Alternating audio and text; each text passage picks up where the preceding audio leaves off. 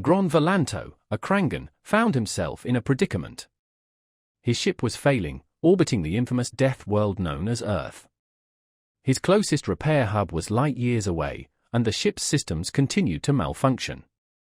He considered coasting out of orbit, a fleeting hope quickly dashed as the navigation console sparked and died. Then, the descent thrusters engaged, ensuring a less than graceful crash landing. He found himself in a dusty field, surrounded by uninterested quadrupeds, contemplating the daunting task of repairing his ship. His internal monologue of impending doom was interrupted by a human, Todd Sputnik, a self-proclaimed tinkerer and disaster enthusiast, who had spotted the crashing ship and immediately saw potential for spare parts. Todd, brimming with misplaced confidence, approached the wreckage and inquired about Gronk's well-being. Gronk, startled by the human's presence, attempted to feign death, but Todd's persistence prevailed. Gronk insisted that the ship was beyond Todd's capabilities, citing humanity's general lack of expertise, but Todd took this as a challenge. He immediately set about examining the wreckage. Gronk watched in horror as Todd's repair methods involved a concerning amount of guesswork, improvisation, and a copious amount of optimism.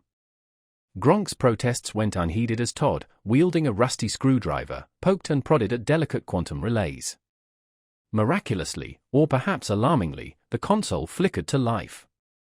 Todd declared the ship fixed, oblivious to the warning message flashing on the screen. Gronk, seeing the low system stability percentage, despaired. Todd, however, remained undeterred, disappearing into the ship's access panels, while Gronk contemplated the poor decisions that had led to this moment. He'd been warned about the dangers of solo expeditions, but he'd insisted he could handle a simple delivery. Now he was stranded with a human who considered duct tape a valid engineering solution. Todd emerged, announcing he'd fixed that sparky thingy, but admitted he wasn't sure what it did. He reassured Gronk, highlighting humanity's problem-solving prowess, citing inventions like airplanes and moon rockets. Gronk pointed out humanity's invention of nuclear weapons, to which Todd dismissed as a minor detail. Todd, in his tinkering, had unknowingly activated a distress signal. This signal, while a beacon of hope for some, was a dinner bell for others, particularly a species known as the snags, apex predators who viewed distress signals as party invitations. Todd, however, saw this as an opportunity to field-test his repairs. His experimental defense array consisted of a lawn chair, Christmas lights, and a coffee maker.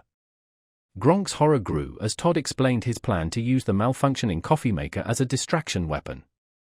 He planned to overheat and detonate the appliance upon the snag's arrival. Gronk lamented his impending doom. 37 minutes later, the smag ship arrived. It was menacing, adorned with weaponry and spikes. Todd, unfazed, waved and asked if they liked coffee. Just as the snags paused, the coffee maker exploded.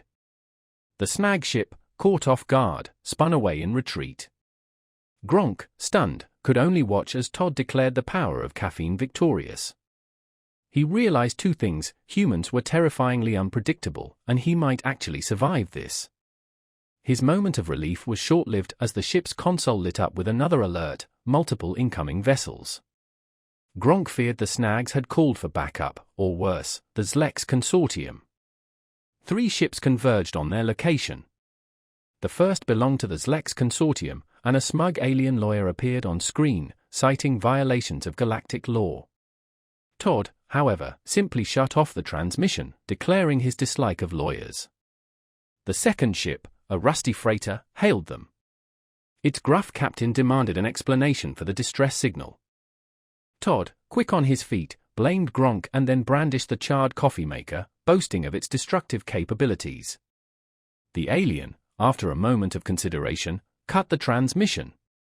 The third ship, a spiked monstrosity, hailed them, identifying itself as belonging to the Snag Empire and demanding Gronk's surrender.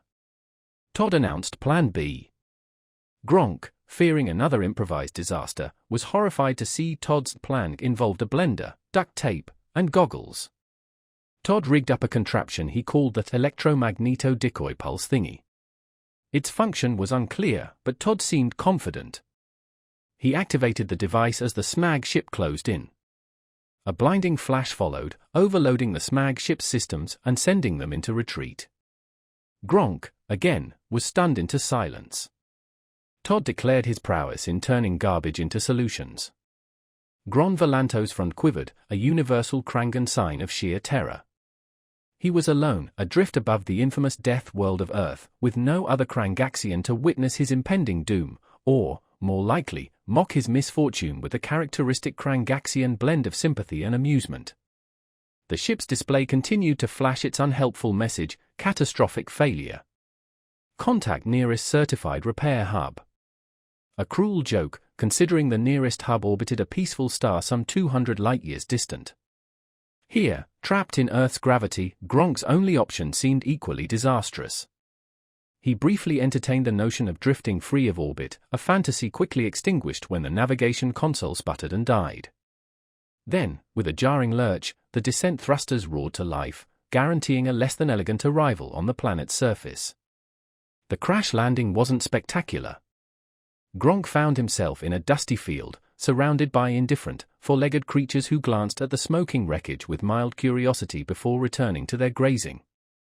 Gronk emerged, coughing, and surveyed the damage. His plan was simple: repair the ship and escape before the planet's inhabitants noticed him.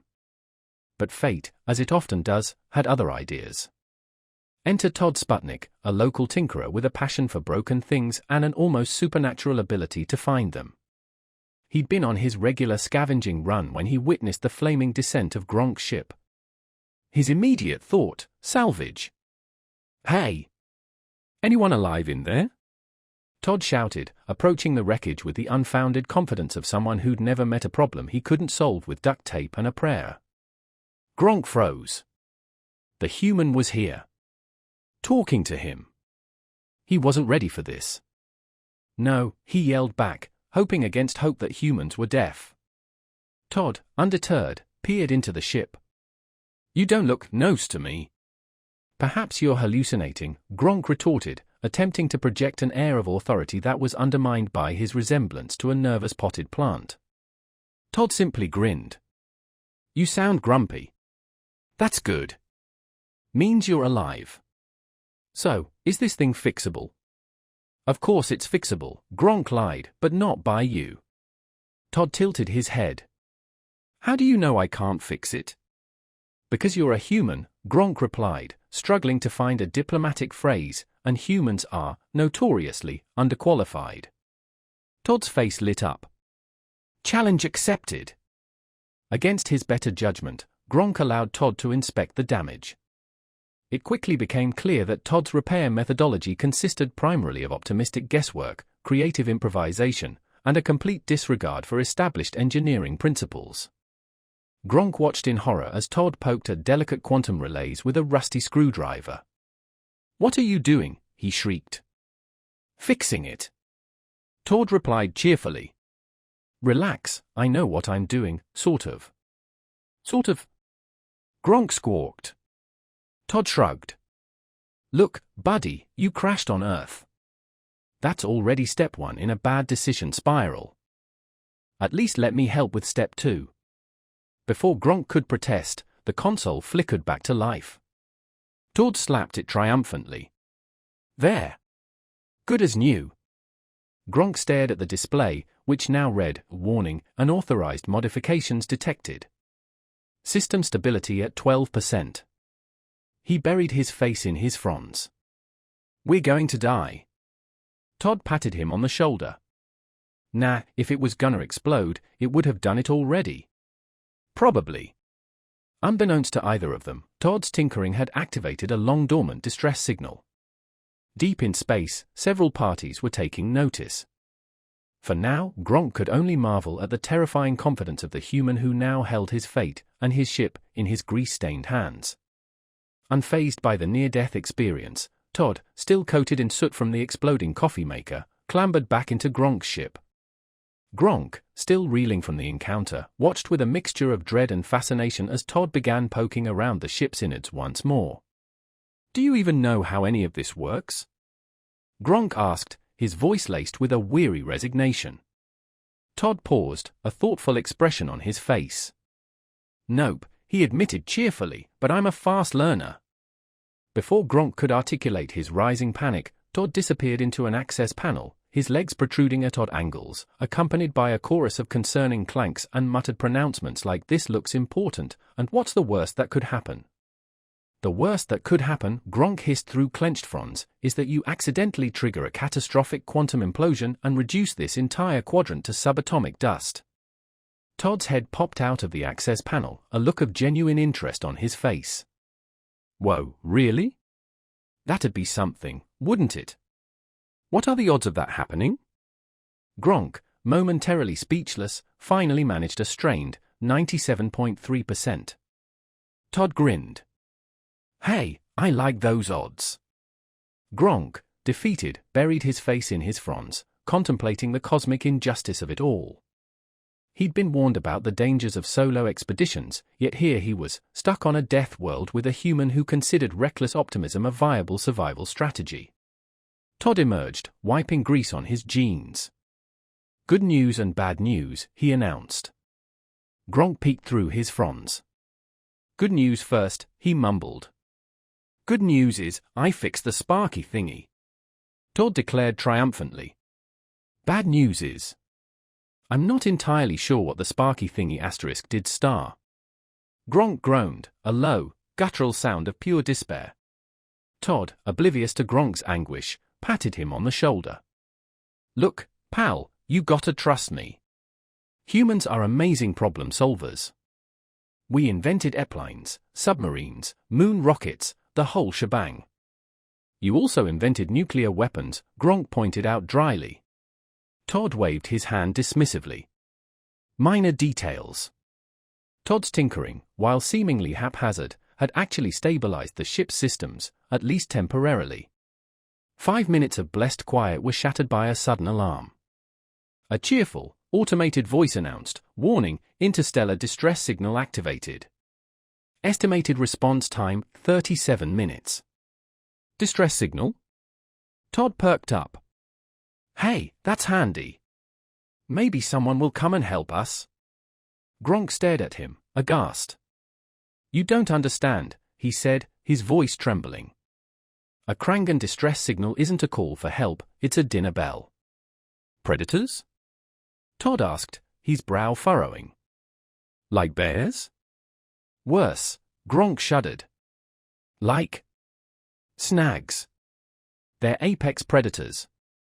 They see distress signals as invitations to, well, let's just say they'd party hard." Todd pondered this for a moment. "Okay," he said slowly, "but if they're coming here anyway, that gives us a chance to test out the repairs, right? Trial by fire." "Fire is not a test," Gronk shrieked. Todd clapped him on the back reassuringly. "Don't worry, buddy, I've got a plan." Gronk's apprehension intensified as he watched Todd's plan unfold. It involved duct tape, a lawn chair, a string of Christmas lights, and, inexplicably, a coffee maker. "What is that?"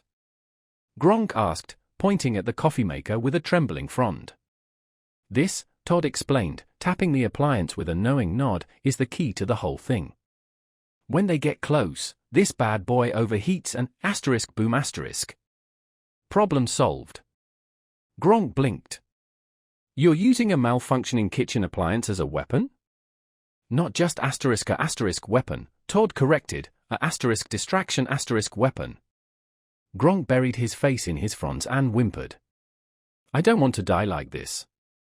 37 minutes later, a sleek, menacing vessel materialized, bristling with weaponry and adorned with an excessive number of spikes. It was a smag warship, and it looked eager to party. Todd, seemingly oblivious to the imminent danger, poked his head out of the ship's hatch and waved cheerfully. "Hey there," he called out. "Quick question, you folks enjoy a good cup of coffee?" The snag ship paused, perhaps thrown off by the unexpected greeting. That hesitation proved to be their undoing. Todd's experimental defense array sprang to life.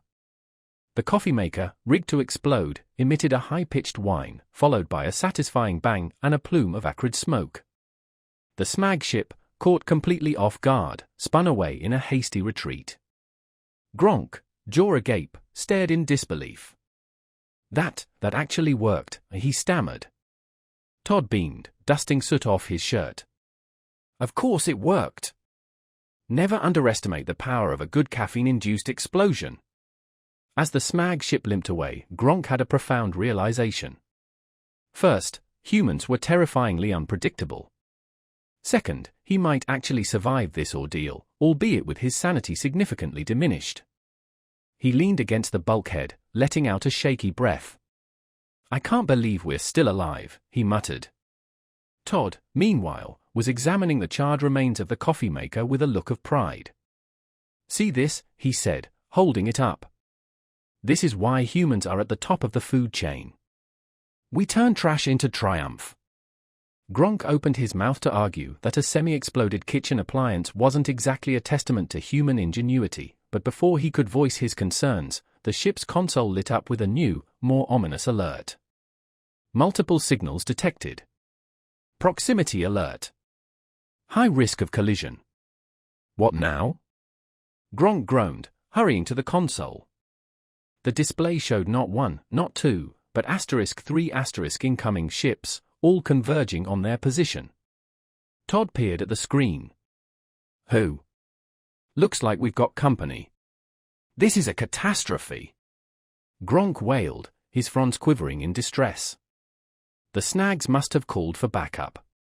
Or worse, the distress signal reached the Slex consortium. If they get involved, we're finished. Todd frowned. Slex consortium? Sounds like one of those shady pyramid schemes my uncle got roped into. Are they like intergalactic lawyers or something? They're intergalactic corporate lawyers, Gronk clarified, as if this explained everything. Todd winced. Yikes. That does sound bad. The first ship to arrive was a sleek, silver vessel emblazoned with the unmistakable logo of the Slex consortium. A holographic projection shimmered into existence on the main view screen, revealing a smug-looking alien in a sharp suit, holding a briefcase. Greetings, the alien said smoothly. I am Zorvox Quinn, legal representative for the Slex consortium. We have received reports of unauthorized modifications to Krangan technology. By galactic statute for 76B, I am required to, Nope, Todd interrupted, slapping his hand down on the console, cutting off the transmission. The hologram vanished. What are you doing? Gronk shrieked. Todd shrugged. I don't like lawyers. Before Gronk could explain the folly of antagonizing the Slex consortium, the second ship arrived. It was a rusty, dilapidated freighter, held together by sheer willpower and a suspicious amount of duct tape. Its captain, a hulking alien with 3 eyes and a permanent scowl, appeared on the screen. Which one of you knuckleheads activated that distress beacon? He growled. Todd, ever the optimist, simply pointed at Gronk. That would be him, he said, casually shifting the blame onto the bewildered Krangan. The 3-eyed captain narrowed his gaze, focusing all 3 eyes on Gronk.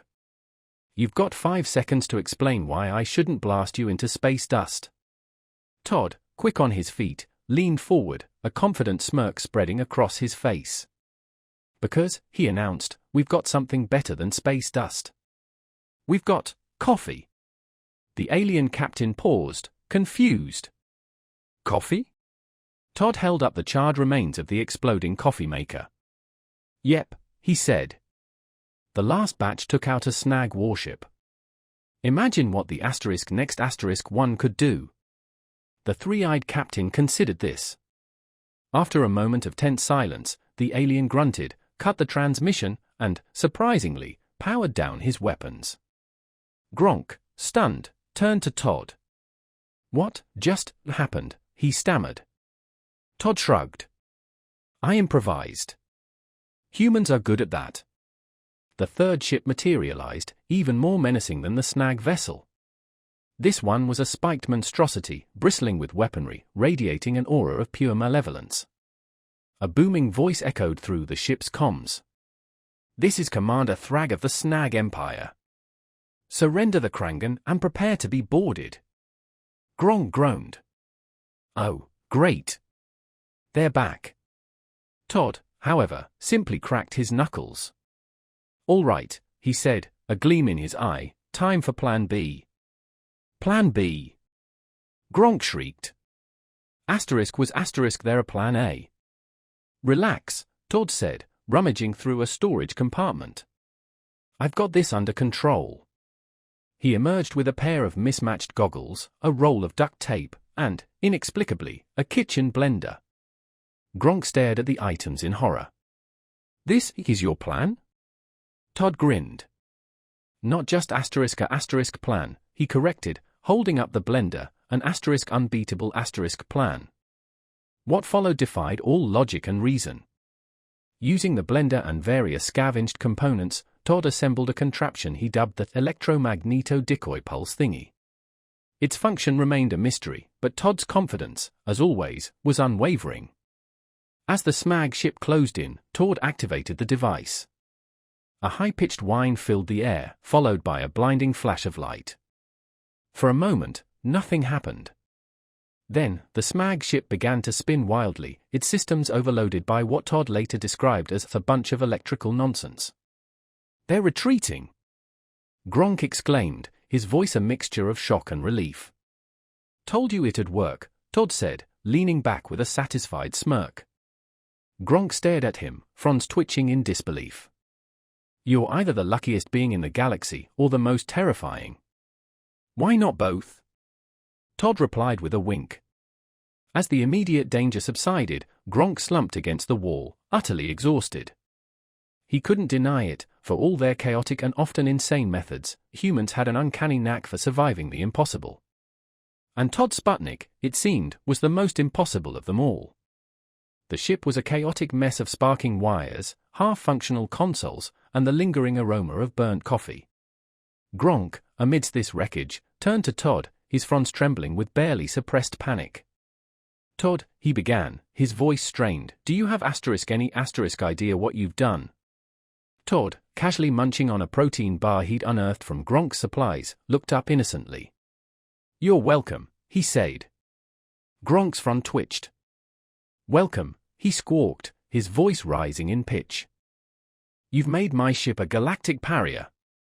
The snags want us pulverized, the Zlex consortium is probably drafting lawsuits the length of a nebula, and that thing, he gestured wildly at the smoking remains of Todd's electromagneto-decoy pulse thingy, has probably put us on every wanted list in the known universe. Todd waved a dismissive hand. Relax, buddy. Everything's under control. Everything is on fire. Gronk retorted, his voice laced with hysteria. Minor details, Todd mumbled, already rummaging through a toolbox. Before Gronk could launch into another tirade about the impending doom Todd had so carelessly orchestrated, the ship's console lit up with another, more urgent alert. Unauthorized entry detected, a calm, automated voice announced. What now? Gronk groaned, stomping over to the console. He punched a few buttons, and the screen flickered to life, displaying a live feed of the cargo bay. There, amidst Gronk's meticulously organized crates of intergalactic widgets, was a creature that could only be described as sticky. Its body was a shifting mass of translucent goo, constantly reforming, with two glowing eyes bobbing somewhere within its gelatinous form. What is that? Todd asked, peering over Gronk's shoulder with morbid curiosity. That, Gronk said, his voice trembling, is a Powian. They're scavengers, opportunists, they'll steal anything that isn't bolted down. As if to illustrate his point, the Powian extended a pseudopod and absorbed an entire crate of spare parts into its shimmering form. Well, that's unpleasant, Todd remarked. Unpleasant? Gronk shrieked. It's more than unpleasant. If we don't get rid of it, it'll dismantle the ship piece by piece. Todd grinned.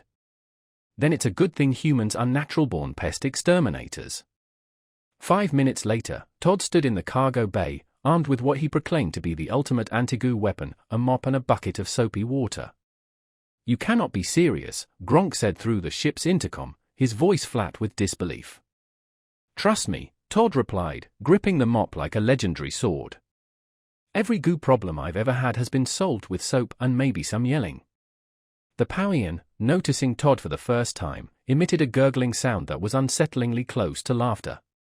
It formed a pair of crude arms, each ending in a sharp, blade-like protrusion. "Oh, you wanna dance?" Todd said, brandishing the mop. "Let's dance." What followed was possibly the most ridiculous interspecies conflict in galactic history. Todd charged at the Pauian, swinging the mop with wild abandon, while the alien retaliated by flinging globs of goo in his direction. The scene was chaotic, absurd, and yet strangely effective.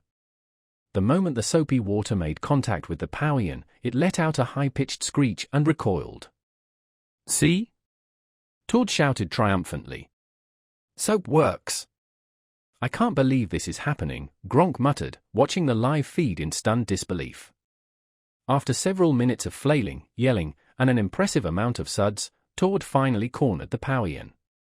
With one last heroic swing of the mop, he sent the gooey alien slithering out of the ship through the emergency airlock. Todd stood victorious, dripping with goo and soapy water. That's how you deal with invasive species," he declared. Gronk was speechless. He stared at the screen, then at Todd, then back at the screen, his mind struggling to process the sheer absurdity of the situation. Finally, he managed a weak, "You're completely insane." "Maybe," Todd replied, grinning, "but I'm also effective." Before Gronk could argue, the ship's alarm blared again. This time, the automated voice announced, "Incoming transmission from Galactic Command. Priority level, critical." "Oh, no," Gronk whispered, his fronds quivering. "This is it. They found us." Todd frowned. "Whose are they?" "Galactic Command," Gronk explained, his voice trembling. "The highest authority in the galaxy. If they're contacting us, it's because we've somehow managed to violate every major interstellar regulation in existence." Todd scratched his head. "Who?" "Yeah, that does sound like us." The transmission activated, and a holographic image of a stern-looking alien materialized on the screen. It had 4 eyes, a series of glowing ridges along its head, and an expression that suggested it hadn't smiled in centuries. "Attention, unidentified vessel," the alien intoned. "You are hereby ordered to cease all activity and prepare for immediate boarding. Your recent actions have triggered multiple violations under the Intergalactic Code of Conduct, including unauthorized use of restricted technology, disruption of peaceable species, and yeah, we get it," Todd interrupted. "What's the fine?" The alien blinked, clearly taken aback by Todd's casual attitude. "This is not a negotiation. Surrender immediately, or face the consequences." Todd leaned back, a mischievous glint in his eye. "Oh, we'll face the consequences, all right. But first, I've got one more trick up my sleeve." Gronk stared at the flashing console, a single front twitching nervously. "This is it," he muttered, his voice filled with a sense of impending doom. "They found us." Todd, oblivious to Gronk's distress, was busy humming a jaunty tune as he tinkered with a collection of wires and spare parts he'd scavenged from the ship. "Who's they?" he asked absently, holding up a particularly shiny piece of metal. "Galactic Command," Gronk explained, his voice trembling slightly. "The highest authority in the known universe. If they're contacting us, it means we've done something catastrophically wrong." Todd paused his tinkering, a thoughtful expression on his face. "Hey," he said, scratching his chin. "Yeah, that does sound like us." The incoming transmission activated, and a holographic image of a stern-faced alien materialized on the screen. It had 4 eyes, glowing ridges along its head, and an expression that could curdle milk. "Attention, unidentified vessel," the alien intoned, its voice echoing through the ship. "You are hereby ordered to cease all activity and prepare for immediate boarding. Your recent actions have triggered multiple violations of the Intergalactic Code of Conduct, including but not limited to unauthorized modification of restricted technology, endangerment of protected species, and excessive use of caffeinated beverages as explosive devices." Todd rolled his eyes. Yeah, we get it," he interrupted. "So, what's the fine?" The alien blinked, clearly taken aback by Todd's casual demeanor. "This is not a negotiation. Surrender immediately, or face the consequences." Todd leaned back in his chair, a mischievous glint in his eye. "Oh, we'll face the consequences all right," he said with a smirk.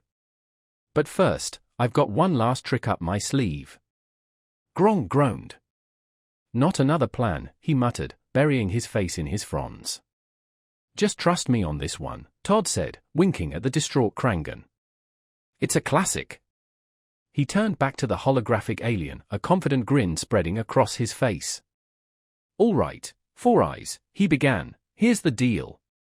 You're going to turn your ship around, fly back to wherever you came from, and pretend you never saw us." The alien's ridges glowed a menacing red. "Do you honestly believe we would retreat from this asterisk?" it hissed, gesturing dismissively at the battered, smoking ship. Todd's grin widened. "Oh, ye of little faith," he said, tapping a few buttons on the console. "Let me show you what you're dealing with." The main view screen flickered to life, displaying a chaotic montage of explosions, screaming aliens, and a particularly aggressive Earth llama charging through a crowded marketplace. "This," Todd announced dramatically, "is footage from our last engagement." The alien on the transmission froze, its 4 eyes blinking in confusion. "What am I looking at?" "Evidence," Todd said, his voice dripping with mock seriousness, "of what happens when you mess with us." Gronk, peeking through his fronds, whispered, "That's not even our footage." "And is that a llama?" "Shush," Todd hissed, waving him off. The alien's ridges dimmed slightly, a sign of uncertainty. "You expect us to believe that you asterisk," it gestured dismissively at Todd, then at the cowering Gronk, "were responsible for this asterisk spectacle?" Todd nodded solemnly. "Absolutely," he said, his voice firm. "And I haven't even shown you the worst part." He pressed another button, and the screen now displayed a highly edited version of his earlier battle with the Powian, complete with slow-motion replays, dramatic music, and close-ups of the soapy mop. The Galactic Command officer tilted its head, a flicker of doubt crossing its face. "Is that soap?" it asked, its voice barely a whisper. "Damn right it's soap," Todd replied, puffing out his chest. The most devastating weapon in the galaxy, in the right hands. A tense silence hung in the air.